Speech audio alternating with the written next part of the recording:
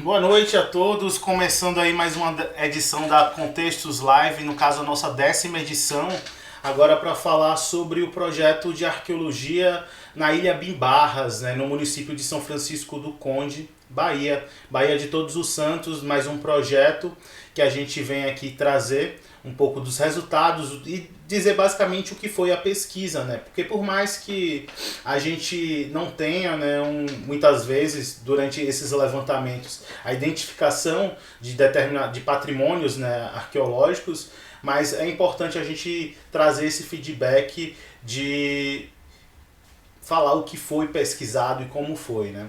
Então eu só vou esperar porque, só lembrando, existe um delay, né? E esse delay, enquanto da transmissão acontecendo aqui nesse exato momento até chegar a vocês, geralmente demora coisa de 50 segundos a 1 minuto. Então é importante esse momento inicial eu só avaliar se está tudo certinho, né?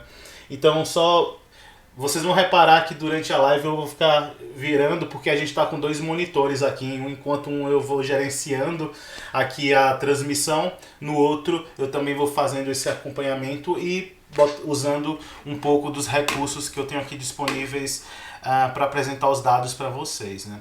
Então, vamos iniciar. Eu acho que está tudo certinho. Só explicando para quem ainda nunca assistiu uma dessas edições do Contextos Live, que vocês podem olhar aqui no nosso canal do YouTube, né, da Contextos Arqueologia, que tem outras edições que aconteceram desde final de 2014, acho que foi a nossa primeira edição. Então a gente fez bastante coisa nesse meio tempo, ficamos um tempo fazendo em períodos diferentes, que foram as lives semanais que ocorreram durante a pesquisa, lá principalmente na primeira parte, né, no primeiro semestre de 2017. Então só recebi aqui um feedback de que deu uma pequena travada. Eu acho que isso vai acontecer.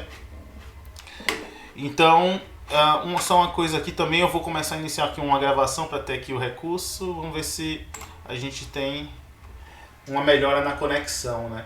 Primeiramente também pedir desculpas caso a nossa transmissão fique um pouco travada no decorrer, porque infelizmente a internet aqui na cidade onde eu resido, onde eu estou fazendo essa transmissão, que é Barreiras, no oeste da Bahia, a gente tem esses problemas ainda de ter boas conexões. Então acho que vocês durante esse processo podem acabar tendo um pouco cortada a nossa transmissão, mas é só aguardar que logo volta. Caso contrário, essa palestra vai ser também, pode ser subida caso fique muito ruim. A gente está gravando aqui, fazendo um backup dela. Qualquer coisa a gente pode subir, aqui está em qualidade melhor para vocês, né? E aí vocês podem consultar depois, aí reassistir a nossa palestra aqui no nosso canal do YouTube. Só explicando para vocês, basicamente, esse projeto ele acontece sendo uma palestra no qual eu vou falar sobre uma temática ou sobre uma pesquisa específica que foi desenvolvida pela Contextos Arqueologia, empresa que desenvolve projetos de arqueologia principalmente para o campo do licenciamento ambiental. E a partir dessa apresentação a gente pode interagir, tirando dúvidas. Aí tem uma área de chat que vocês podem ver, que também a gente vai poder no final dar uma interagida aqui também. Então no chat, no final, a gente pode tirar dúvidas, conversar. Quem tiver complementações ou críticas ou sugestões ou elogios, por favor, fique à vontade. Aqui é o nosso registro, né, dessa atividade. Então, para a gente dar continuidade, enquanto eu tomo uma água, vou só ter aqui meu retorno. Opa, desculpa, bati no microfone. Se está tudo certinho com a nossa transmissão.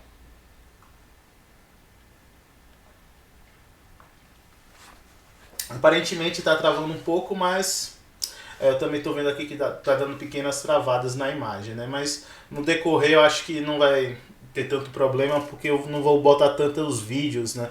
Que seria bem interessante, mas infelizmente o nosso set aqui ainda é muito simples. Eu estou transmitindo com o notebook e a capacidade de processamento é bem menor e quando a gente precisa explorar mais esses programas assim para fazer essas transmissões, a gente acaba exigindo muito da máquina, então infelizmente a gente vai trabalhar da melhor forma com as ferramentas que a gente tem aqui.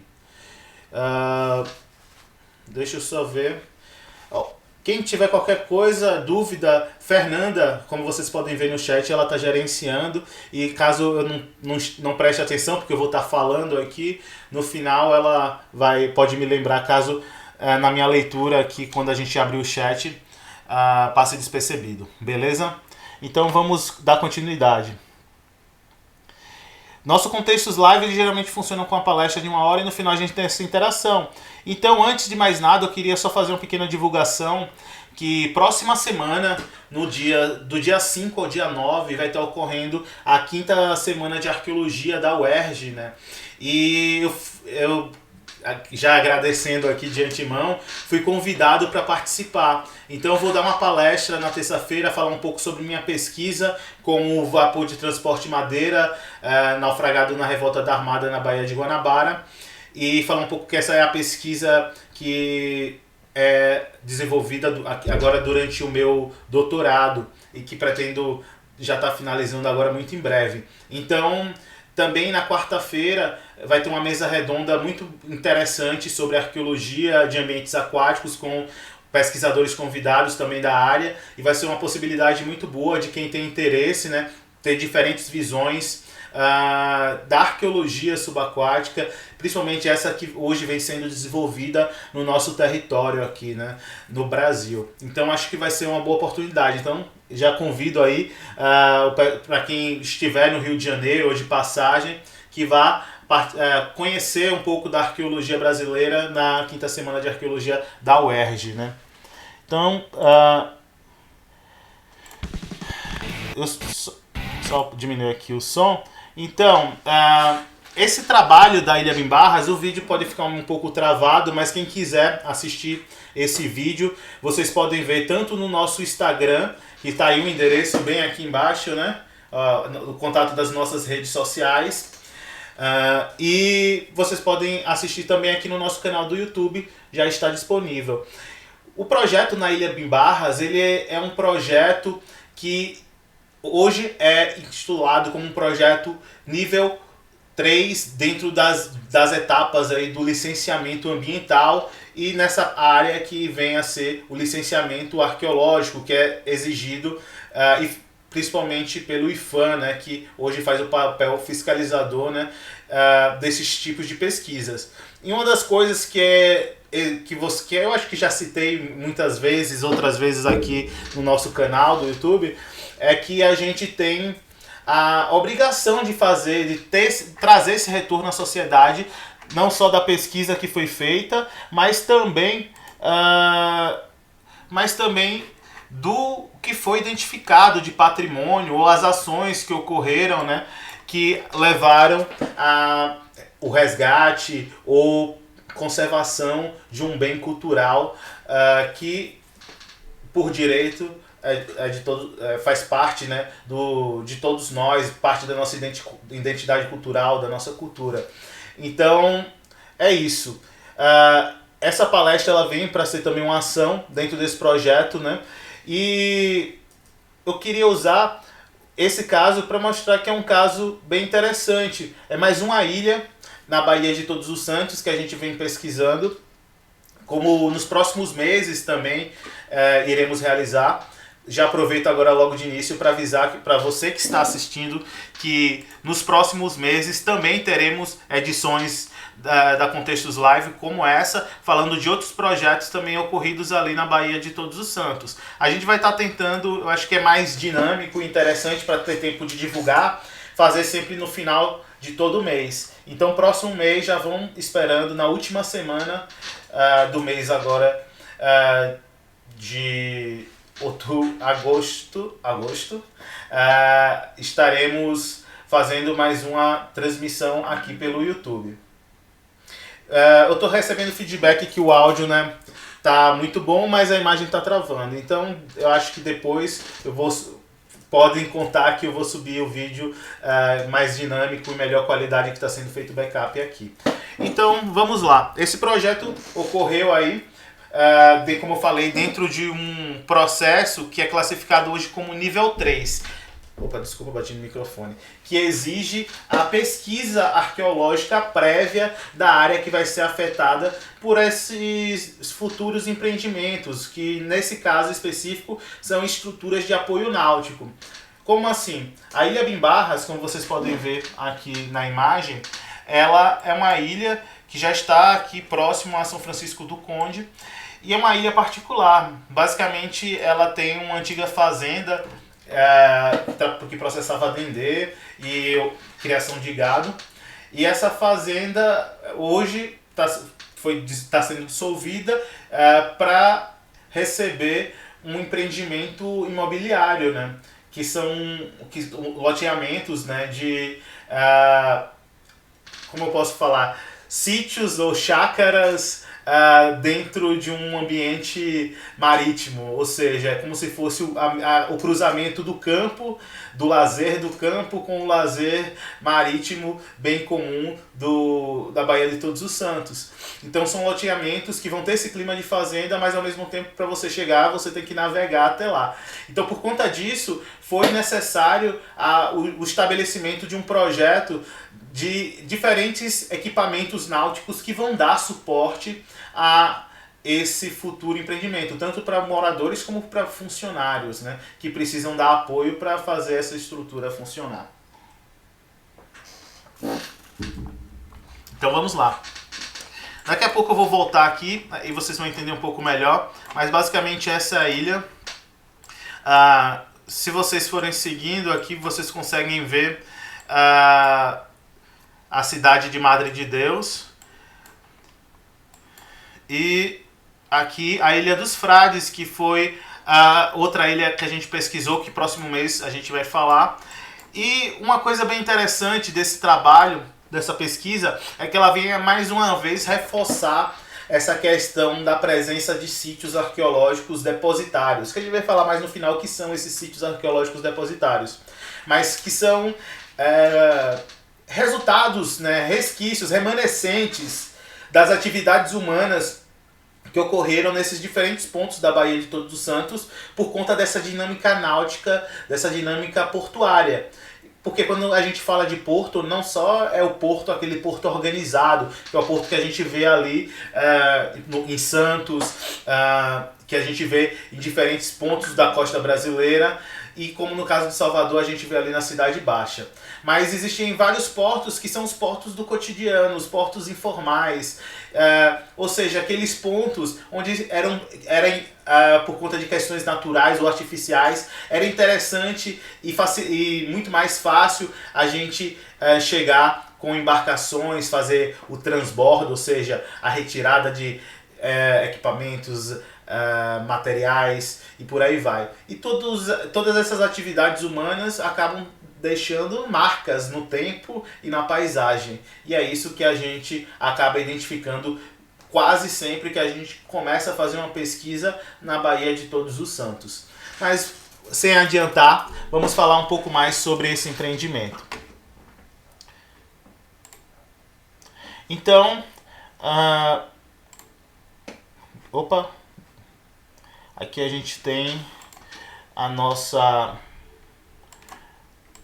ilha Bimbarras. Só um minuto, gente, deixa eu botar aqui. Pronto, apareci. Aqui a gente tem a ilha Bimbarras. Então a ilha Bimbarras, ela, justamente como mostrei naquela imagem de satélite, ela é uma ilha que está bem próxima ao continente, que é o município de São Francisco do Conde. E para que esse empreendimento aconteça, é necessário esses empreendimentos de apoio, que vão desde o Atracadouro 1, ali na parte oeste, mais para o sul, ali na ponta da ilha, a gente vê mais um atracadouro, um apoio de praia, e contornando a ilha a gente vê outros pontos de acesso, né? Rampa para serviços, que na verdade é ampliação de uma rampa já existente lá no local. E no continente também algumas estruturas de apoio. Então aqui só para vocês entenderem, então cada equipamento náutico desse foi definido um perímetro no entorno que foram as áreas de influência do empreendimento. A gente tem sempre, quando a gente fala de licenciamento ambiental, a gente tem que falar de áreas de influência, que são essas áreas que delimitam a influência ou o impacto de um empreendimento. E nesse caso, esses perímetros foram definidos, como vocês podem ver. A parte vermelha é a ADA, que é a área diretamente afetada por essas obras, que é a área principal que a gente tem que avaliar nesses casos de pesquisa arqueológica prévia à implantação de obras. Por quê? Porque essas obras elas podem destruir um patrimônio arqueológico ainda não identificado, principalmente no caso do Brasil, onde a gente tem uma arqueologia ainda bem recente, uma arqueologia do século XX. É bem comum sítios serem identificados, principalmente no ambiente aquático, onde essa pesquisa é bem mais recente. Então, sempre a gente tem que olhar e sempre ter aquele princípio na cabeça de que sempre pode existir algo, porque nunca foi feita pesquisa arqueológica aqui. Nunca foram feitos mergulhos com o objetivo de encontrar sítio arqueológico aqui. Então, nesse caso, a gente se preocupa com essas áreas de ADA, que são as áreas diretamente afetadas por essas obras. Então são as áreas pesquisadas. Em amarelo a gente tem a área de influência direta, em verde, que compreende todos esses retângulos aí, basicamente no entorno, são as áreas de influência indireta. Então, esse empreendimento teve essas áreas definidas assim, no seu licenciamento ambiental, e assim a gente seguiu para poder fazer o nosso trabalho de avaliação arqueológica, né? Que é o que a gente chama de Projeto de Avaliação de Impacto ao Patrimônio Arqueológico, ou a sigla PAIPA, que é o tipo de pesquisa arqueológica que a gente faz comumente hoje em dia, né, seguindo as normativas atuais. Então, a Baía de Todos os Santos, como eu falei já de início, e como vocês podem perceber por outras palestras que tem aqui disponível, outros materiais, é um ambiente super favorável à identificação de sítios arqueológicos. Por quê? Porque são séculos e séculos, ou melhor, milênios de navegação nesse ambiente aí e nessa paisagem. Por quê? Porque se vocês pensarem bem assim e forem olhar, desde quando tem a presença humana no nosso território? Milênios. Hoje a gente tem datação que para a América de 13 mil anos, para o Brasil a gente tem datação de 12 mil anos. Então isso para dentro, se você pensar, tem datação de 12 mil anos em Minas Gerais.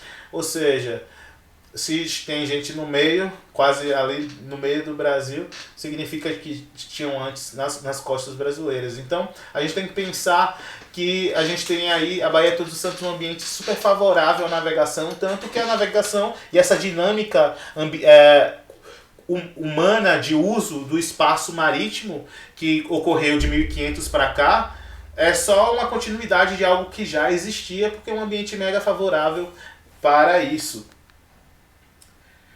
Então, a gente tem que pensar que sempre a gente pode encontrar coisa. E é o caso aí. Então, o que a gente tinha ali no entorno, em São Francisco do Conde, é essa relação de sítios arqueológicos identificados. Muitos desses sítios ocorreram basicamente por conta também de um empreendimento de avaliação prévia da arqueologia. Só que na época não se chamava PAIPA, o Projeto de Avaliação de Impacto. Era realmente a prospecção arqueológica, o levantamento arqueológico de sítios, que era o título, né, a nomenclatura da fase.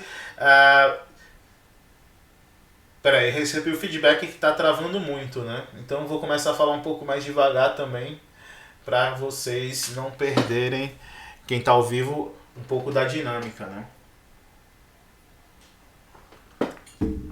Então vamos lá. Muitos desses sítios que a gente tem ali no entorno de Mibarras ocorreu por conta de um empreendimento, de uma pesquisa prévia desse tipo de arqueologia, por conta de um empreendimento que era um gasoduto, né? E por sinal eu participei na época, enquanto ainda arqueólogo, estudante de arqueologia no mestrado e estava iniciando a minha carreira, eu pude participar desse projeto que foi coordenado na época pelo Paulo Bava de Camargo e em uma das etapas. Então, junto com o Luiz Viva, da empresa Acervo, que foi responsável pelo registro desses sítios. Então, a gente já tinha uma dinâmica arqueológica conhecida. Foram identificados sítios pré-coloniais na parte do continente e na porção subaquática do empreendimento, a gente já tinha também identificado um sítio durante essas pesquisas subaquáticas coordenado pelo Paulo Bava, sítios depositários em coroas marítimas, que foi uma dinâmica bem interessante, que até então a gente sempre encontrava do lado no continente mesmo, assim, ou no ambiente de ilha, assim, mais próximo, né? Ou seja, nessa parte de interface, já para terra, para a costa, e a gente encontrou, na verdade, coroas marítimas que, em parte do dia, quando a maré fica baixa, elas ficam expostas e assim elas eram utilizadas temporariamente para o transbordo de mercadorias, e no caso era cerâmica. A gente foi identificado vários fragmentos de cerâmicas expostos nessas duas coroas da ponta do ferrolho, né? E aí foi que a gente pôde entender um pouco mais sobre essa dinâmica de uso, né, do porto não organizado, né, desse porto informal, dessas atividades portuárias do cotidiano. E muitos desses fragmentos que foram encontrados eram formas de pão de açúcar. Formas de pão de açúcar, para quem nunca escutou falar nessa palavra, são formas que eram utilizadas no processo de produção do açúcar, nessa fase dos engenhos. E essas formas eram onde era jogado aquele caldo quente que era feito com a cana para ser acondicionado e dentro dessa forma o açúcar cristalizar e ser o açúcar que se consome no processo final.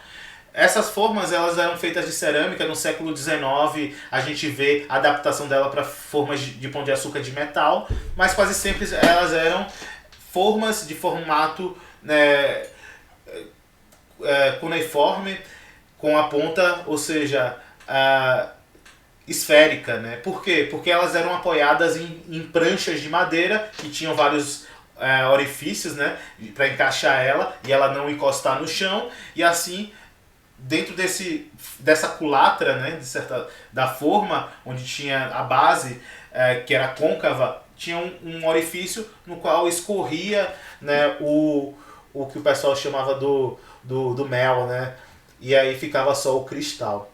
Então esse processo era bem comum porque a gente está falando de uma região aí rica em engenhos até o início do século XX. Então a gente encontrou um elemento do cotidiano, no caso do cotidiano da produção açucareira, né, que estava num ambiente dinâmico, ou seja, dentro d'água, mas que ficava exposto em algumas horas do dia, né? Então isso foi algo que chamou bastante a nossa atenção. Então quando a gente já veio para a Ilha Bimbarras, a gente já pensou na Ponta do Ferrolho, porque a Ponta do Ferrolho fica ao lado da Ilha Bimbarras. Então a gente pensou, a gente pode ver essas dinâmicas se repetirem. Então a gente já tinha algo em mente do que poderia ser identificado.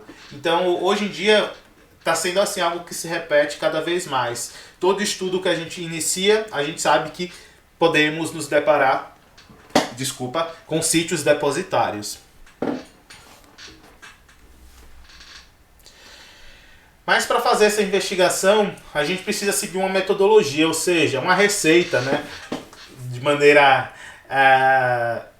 genérica, mega genérica, e sem entrar nas especificidades de uma pesquisa científica, mas pensar aquela receita de como a gente pode seguir para dar certo, ou no caso, como a gente deve seguir para ter as respostas que procuramos.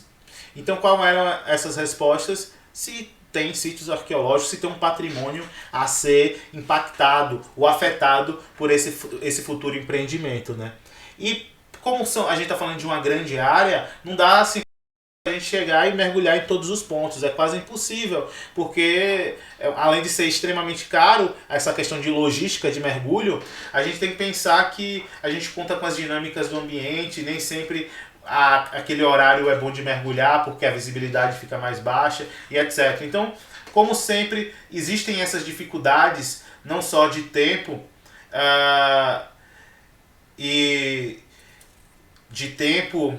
e desculpa, ficou seca a boca, mas também de risco à atividade, porque a gente pode estar falando de uma atividade extremamente perigosa, porque a gente está falando de mergulho, então quanto menos a gente mergulhar é mais seguro, né? Porque diminui as chances de ter qualquer tipo de acidente ou algo que não esteja planejado. Então, por isso a gente segue uma metodologia que possa nos dar essa segurança, fazendo com que a gente mergulhe somente o necessário, mas ao mesmo tempo fazendo uma avaliação total da área, né, que vai ser afetada por esse empreendimento. E por isso que a gente sempre recorre ao levantamento geofísico, que é algo que hoje o IPHAN já preconiza, assim, sempre que eles escrevem um termo de referência para ambiente subaquático, é comum a gente ver a sugestão de um levantamento geofísico prévio, né, para poder auxiliar justamente nessa identificação de sítios arqueológicos, porque a atividade de levantamento geofísico, ou seja, de investigação indireta com uso de tecnologias, mais a investigação direta, que é a gente botar pessoas dentro d'água, mergulhando, pesquisadores, faz com que a gente maximize a chance de ter êxito, ou melhor, de ter resultados nessa pesquisa. E esses resultados desde a identificação de sítios arqueológicos ou a não identificação de sítios arqueológicos. Porque às vezes, ou para não falar muitas vezes, a gente se depara com áreas que já foram impactadas ou que simplesmente realmente não tem nada ali. Então, por isso é importante esse levantamento prévio. Só fazendo a informação aqui, que recebi o feedback, eu falei de datação de 12 mil anos de Minas Gerais, porque eu falei de datação específica com vestígio humano, né? Biológico no caso, mas a gente tem datação de 50 mil anos na Serra da Capivara. Então, cada vez mais é possível e provável que a gente esteja falando que o nosso ambiente aquático está sendo utilizado há bastante tempo. Isso é fato. Mas qual a data mais recuada é algo que a gente sempre vai estar construindo através da pesquisa arqueológica aqui no Brasil. Então vamos lá. No levantamento geofísico, a gente fez levantamento com o perfilador sísmico de subfundo e com o sonar de varredura lateral, tanto para a gente ter uma visão horizontal como vertical. Horizontal, quando eu falo, é o leito marinho, justamente ver o que está exposto nesse leito marinho, que podem ser estruturas de navios afundados, estruturas portuárias, ou até mesmo casos de sítios depositários e por aí vai. Pode ter de tudo. Então, quem vai nos propiciar essas imagens horizontais do leito marinho é o sonar de varredura lateral, que é justamente esse torpedozinho que está na foto ali do pôr do sol e tal, e que também está sendo exemplificado no desenho que vocês estão vendo também abaixo. Esses equipamentos têm que ser arrastados, né, por uma embarcação para eles poderem fazer essa leitura, e a partir dessa leitura a gente sabe quais os pontos que tem a maior probabilidade de ter algum elemento da atividade humana, né, o que a gente chama do vestígio antrópico, né, ou melhor, a anomalia geofísica, que é algo que através do levantamento geofísico a gente pode dizer, isso não é natural. Se não é natural, só pode ser humano, mas nem tudo que é humano que está dentro do mar é de importância histórica. Por quê? Porque até hoje é jogado muita coisa dentro d'água, e isso acaba justamente criando esses sítios depositários que estão em formação há milênios muitas vezes, porque o lixo não é jogado desde hoje. Então a gente tem ambientes que tem lá a garrafa do século XVIII, XIX, e também a gente tem a lata de Coca-Cola e de cerveja que foi jogada mês passado ou na semana passada. Então esses sítios estão em formação, infelizmente, né? Porque hoje, com as questões ecológicas, todo mundo sabendo dos impactos que o nosso uso irresponsável leva para as mudanças do clima, etc. Então a gente tem que tomar mais atenção. É melhor não formar sítios depositários. Vamos interromper esse depósito de lixo nos oceanos, né?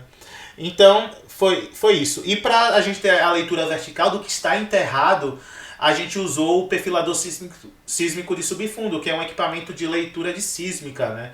Que vai nos dar o que está debaixo da terra. Mas é isso, esses equipamentos eles são utilizados por diferentes áreas da oceanografia, geologia marinha, etc. Mas a gente usa ele para justamente ver essas anomalias, entender. Por isso é necessário uma calibragem específica desses equipamentos, porque o que eu quero ver é diferente do que um oceanógrafo quer ver para procurar, por exemplo, entender a dinâmica geológica marinha, as dinâmicas, por aí vai. Ou quem está procurando petróleo. Então, o nosso objetivo é encontrar sítios. Então, exige uma calibração específica do equipamento para a gente conseguir ter esse resultado. Uma coisa também que a gente utilizou, e vocês vão ver, foi o caso de leitura batimétrica. Deixa eu voltar aqui rapidinho.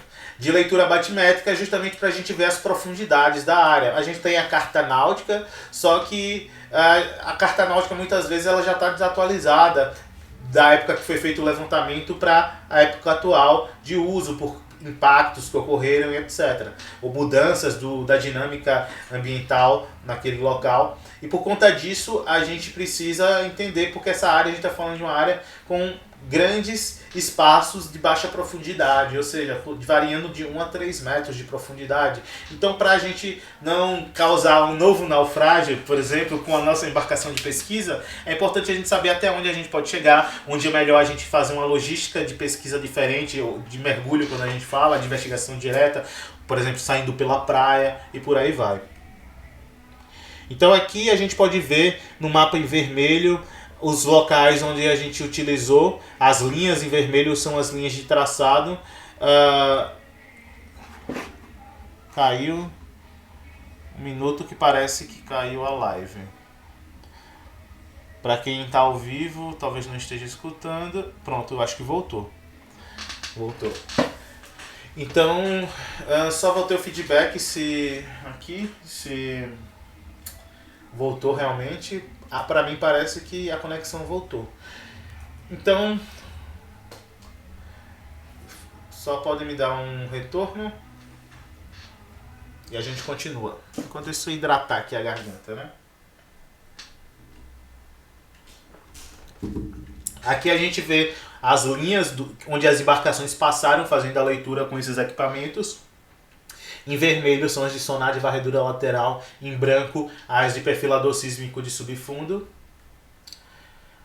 E aqui a gente tem os mapas com as leituras batimétricas da área. Então a gente vê as cores mais frias, são as profundidades maiores, e as cores mais quentes, profundidades menores. Então a gente vê que tem uma variação aí muito pequena. Assim, a gente vê, por exemplo, nessa aqui que está embaixo, aqui embaixo a gente vê que o máximo é 3,5 metros de profundidade e por aí vai. Lembrando que esses levantamentos tiveram que ser feitos com a maré alta, né?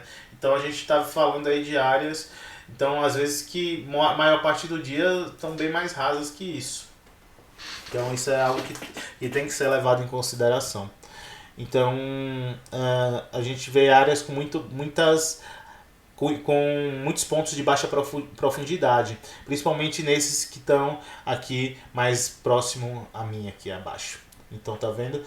Então a gente teve que pensar toda uma logística de pesquisa também que for atendesse essa peculiaridade, né, de a gente estar falando de uma área de baixa profundidade, que nem sempre a gente consegue chegar com embarcação. Então tudo isso teve que ser pensado antes da pesquisa começar. E aqui são as anomalias. A gente não teve muito resultado de leitura de anomalia geofísica. A maior parte das anomalias que a gente teve são de estruturas já existentes no local, que é o caso do Atracadouro 1, esse aqui embaixo, e o do Atracadouro 2, que são estruturas que já existem, uma pequena ponte de concreto, no caso de uma, e na outra é a base da estrutura do Atracadouro que atende às casas particulares que tem lá na ponta sul da ilha, né? Mas no Atracadouro, que seria na área do Atracadouro 3, a gente teve 5 pontos que vocês podem ver. Na verdade, são alguns pontos escuros, não muito bem definidos do que sejam. E esses foram os pontos que a gente tinha assim de leitura, né, anômala para verificar. E aí, além desses pontos, a gente pensou quais os outros pontos a gente poderia estar fazendo. Só para vocês entenderem melhor, eu vou botar aqui uns mapas para vocês.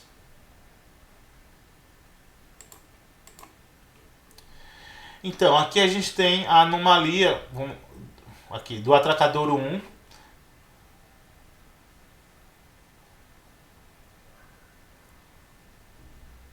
Aqui a anomalia do Atracadouro 2. Aqui no pontinho é um ponto lilás próximo aqui à caixa de informações do mapa.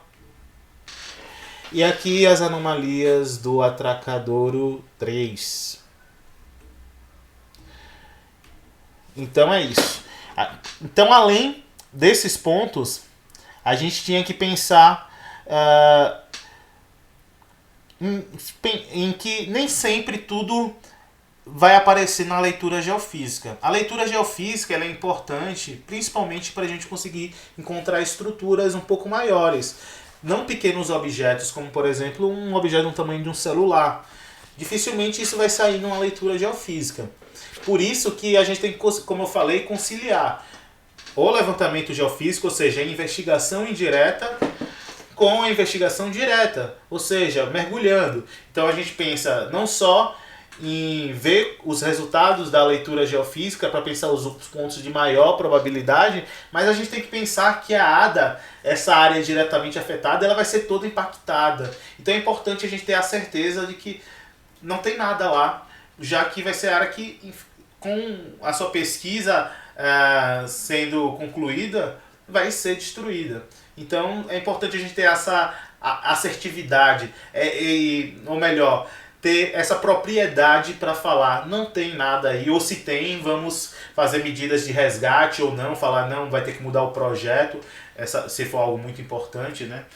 Vai ter que se manter preservado, íntegros. Então é isso. Por isso que a gente tem que conciliar também com essas outras estratégias. E quais são essas estratégias? A gente usa muito, tenta fazer sempre a cobertura total do empreendimento. E nesse caso, a gente usa a questão do... Voltando para cá. Só para vocês verem mais fotos do levantamento geofísico, né? Vamos lá. As técnicas de investigação mais comuns, né? E mais